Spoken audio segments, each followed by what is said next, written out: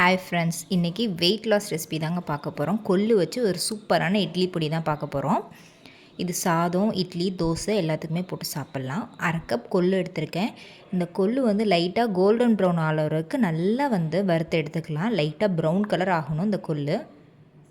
இது டேஸ்ட்டாக இருக்கும். நம்மளுக்கு வெயிட்டும் நல்லாவே லாஸ் ஆகும், சத்தும் கூட.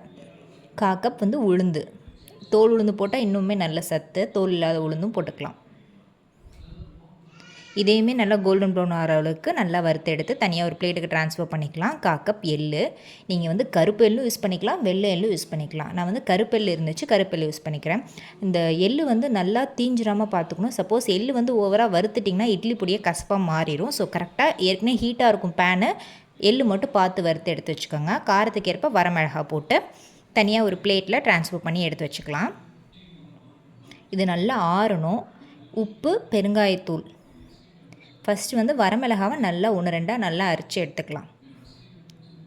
நல்லா ஒரு ஃபைன் பவுடரை அரைச்சி எடுத்துக்கிட்டேன். பாருங்கள், 1-2 அரைச்சி எடுத்துக்கலாம்.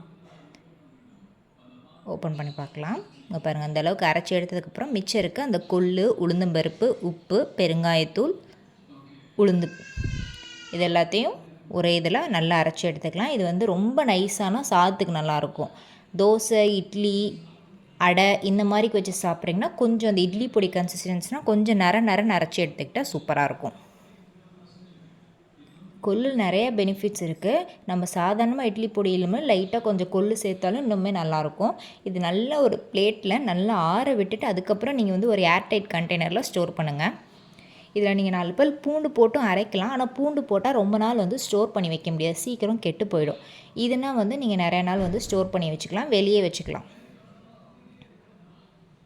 நல்லா ஆறுனதுக்கப்புறம் ஒரு ஏர்டைட் கண்டெய்னரில் போட்டு ஸ்டோர் பண்ணிக்கோங்க. இது இட்லி, தோசை, அடை தோசை எல்லாத்துக்குமே சூப்பராக இருக்கும். சாதத்தில் போட்டு சாப்பிடும்போது நெய் அப்படி இல்லைன்னா நல்லெண்ணெய் ஊற்றி இந்த பொடியோடு போட்டு பிசைஞ்சு சாப்பிட்டா சூப்பராக இருக்கும். இந்த வீடியோ பிடிச்சிருந்தா சப்ஸ்கிரைப் பண்ணிக்கோங்க, லைக் பண்ணிக்கோங்க.